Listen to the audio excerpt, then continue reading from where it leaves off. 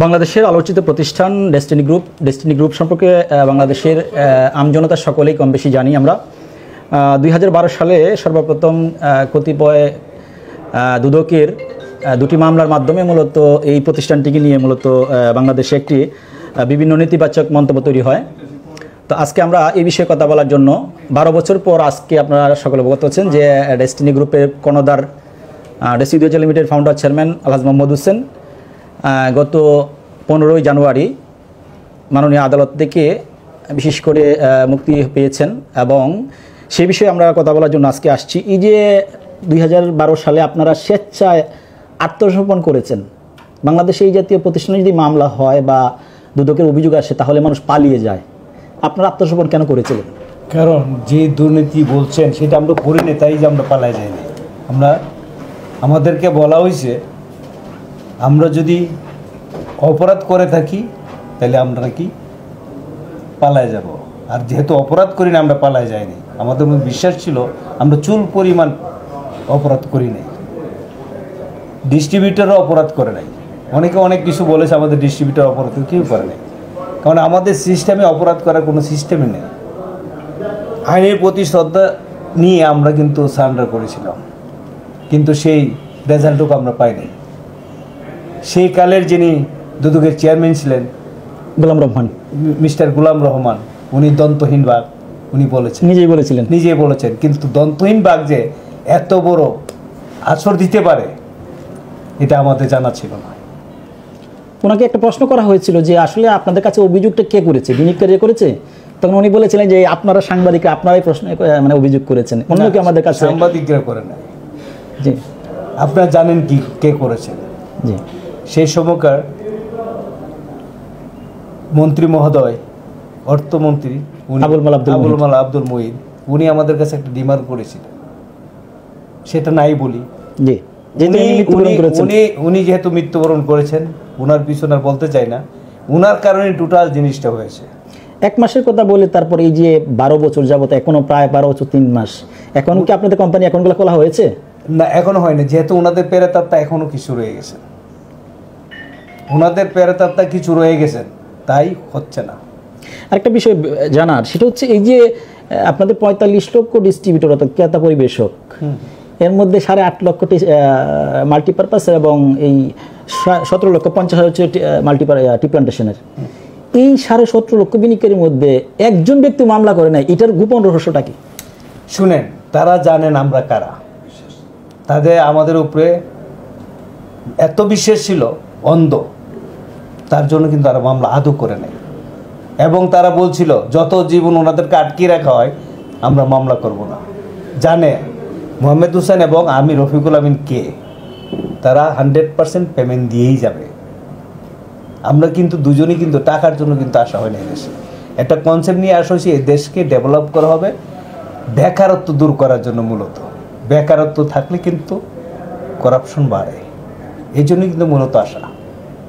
তো এটা করতে যাই যে 12টি বছর জেল কাটছি, 12 বছর 3 মাস 5 দিন জেলে ছিলাম, কিন্তু পরিবারের চিন্তা কোনো দিন করি নাই, কিন্তু আপনাদের চিন্তা করেছি, ডিস্ট্রিবিউটরদের চিন্তা করেছি।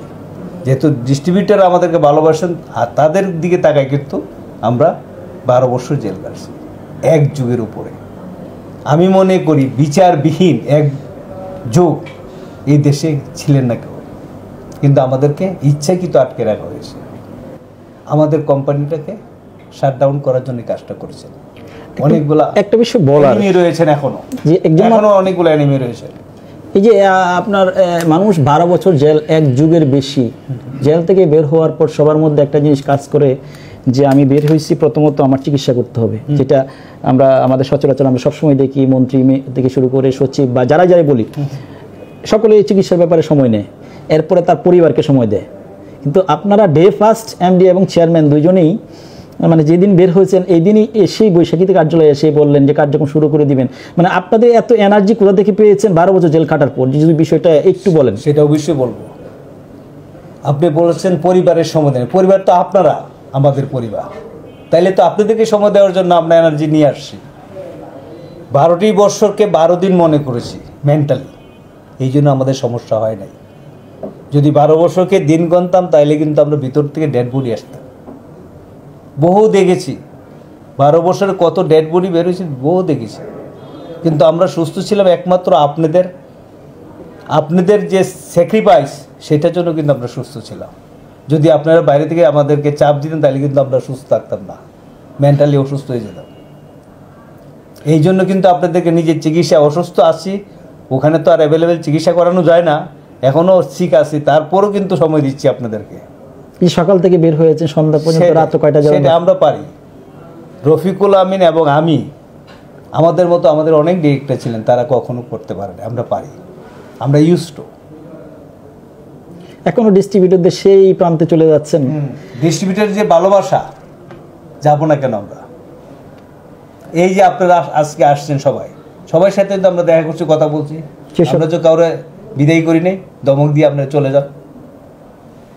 আমাদের মতো মন মানসিকতা, যেহেতু ইউরোপ আমেরিকা ছিলাম, আমাদের মন মানসিকতা তাদেরই মন মানসিকতা। যদি এই দেশের প্রেক্ষাপটে কিন্তু অনেক ঝামেলা হতো, কিন্তু সেটা আমাদের নেই। এখন এই যে 12 বছর যাবৎ ধরেন এই যে কতিপয় কিছু দুষ্কৃতিকারী ব্যক্তির কারণে ডেস্টিনি যে একটা ইমেজ সংকট তৈরি হয়েছে, এটা এখন নতুন করে যদি আবার ব্যবসায় যেটা আপনারা যেতে চাচ্ছেন, সেক্ষেত্রে কি আসলে কি এই পূর্বের যে ঐতিহ্য, যেমন একটা 2001 থেকে 2012 সাল পর্যন্ত ডেস্টিনি একটা স্বর্ণযুগ ছিল, 12 সালের পরে এই বিভিন্ন কতিপয় দুষ্কৃতিকারী ব্যক্তির কারণে একটা ডেস্টিনি একটা বিরাট ইমেজ সংকট তৈরি হয়েছে। এখন কি পুনরায় কি আপনারা মনে করেন যে এই আগের ইমেজটা ফিরিয়ে আনতে পারবেন? উইদিন 6 মান্থ তার চেয়ে বেটার করবো আমরা। আমাদের উপরে আমাদের বিশ্বাস এবং আপনাদেরও বিশ্বাস। এই যে আজকে আপনারা 15 তারিখে আসার পর থেকে এই যে বাদভাঙ্গা জুয়ার যে বিনিয়োগকারীরা যা আসতেছে, ক্রেতা পরিবেশ করে আসতেছে, আসলে এইটার কি কারণে তারা আসতেছে? এখন তো কোনো ব্যবসাও নেই, বা এখন টাকা ফেরত দিচ্ছেন না। আপনারা তো দেখছেন এখন, এটা তো আমরা 12 বছর আগে কিন্তু ভেবে বসেছি আসবে, প্রতিটা লোকে আমাদের কাছে আসবে, টাকা চাওয়ার জন্য আসবে না, তারা আসবে আমাদেরকে দেখতে, আমাদেরকে নিয়ে কাজ করার জন্য। সেটাই করছে কিন্তু এখন, হয়তো আপনাদের চোখে খারাপ মনে হচ্ছে, কিন্তু সত্যিকারই অর্থে কিন্তু সেটাই করছে। এই যে আপনি এবং ফাউন্ডার চেয়ারম্যান এবং আলহাজ মোহাম্মদ জনাব রফিকুল আমিন দুইজনের মধ্যে এই যে একটা মানে সম্পর্ক, এত আন্তরিকতা, ভালোবাসা, শুনেন এটার মানে কি গোপন রহস্য কি? স্যাক্রিফাইস জিনিসটা কিন্তু মানুষকে অনেক উপরে নিয়ে যায়। এই যে আমার এবং রফিকুল আমিনের প্রথমেই তো ফ্যামিলিকে স্যাক্রিফাইস করেছি, রাইট, তার জন্য কিন্তু আমাদের পরিবার স্যাক্রিফাইস করেছি। আজকে 2 ছেলে কানাডাতে চলে আসছে দেখার জন্য, বাপ বেরিয়েছে, কিন্তু ছেলে থেকে সময় না দিয়ে কিন্তু আপনাদের থেকে সময় দিয়েছি। বাংলাদেশের প্রেক্ষাপটে কি করবে কিনা সেটা আমার জানা নেই।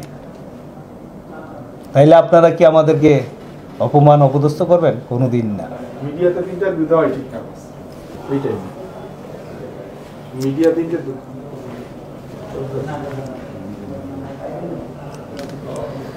নতুন করে আমরা একটা বিষয় জানতে পারছি যে আপনারা যারা এই ডেস্টিনির সাথে যারা জড়িত, সারা বাংলাদেশ থেকে যারা যেভাবে আসতেছে, বিশেষ করে আপনাদের সাথে সাক্ষাৎ করার জন্য আমরা শেষ মুহূর্তে চলে আসছি, তাদের উদ্দেশ্যে যদি কোনো কিছু বার্তা দেওয়ার থাকে সেই বিষয়টা যদি একটু বলেন। মূলত আমি কিন্তু আজকে অনেক ক্লান্ত, যারা আসছেন তাদেরকে বলবো আপনারা অল্প কিছুদিন আমাদেরকে দেখেন, আমরা একটু রেস্ট নিয়ে নিই, আবার পূর্ণ দমে কাজ। রেস্ট তো নিচ্ছেন না, এই যে অফিস করতে, না এটাও রেস্ট, এই অল্প যে করতেছে এটাও রেস্ট, দম নিয়ে কাজ শুরু করে দেব, আর সমস্যা হবে না। আপনারা যারা যেখানে আছেন, আপনাদের ডাউনলাইনে যারা কাজ করছেন, সবাইকে আপনারা এই ব্রিফিংটা দিয়ে যান, শিগগিরই আমরা কাজ শুরু করে দেব। সরকারের পক্ষ থেকে কি মানে সকল সহযোগিতা আপনারা পাওয়ার আশা ব্যক্ত করেন? অবশ্যই আশা করব। এই দেশে বেকারত্ব দূর করার জন্য সরকার চাচ্ছে, যেহেতু সরকার চাচ্ছে তাহলে আমরা সঠিক কাজটা করব, যেখানে কোনো দুর্নীতি চলবে না। আগামী দিন ডেস্টিনিকে নিয়ে কি পরিকল্পনা, কি করা, কোন সেক্টরে অবদান রাখবেন বলে না সেটা বলবো না, অ্যাডভান্স বলবো না, আপনারা দেখবেন প্র্যাকটিক্যাল, বাস্তব দেখাটা ভালো না। তারপর আপনার যারা বিনিয়োগকারীরা ওই যে ক্রেতা পরিবেশক যারা যাচ্ছে, তারা তো একটু বিষয় জানতে চায়, বলা উচিত হবে না। যখন আপনাদেরকে বেটার কিছু দেখবো তখন সারপ্রাইজ মনে করবে।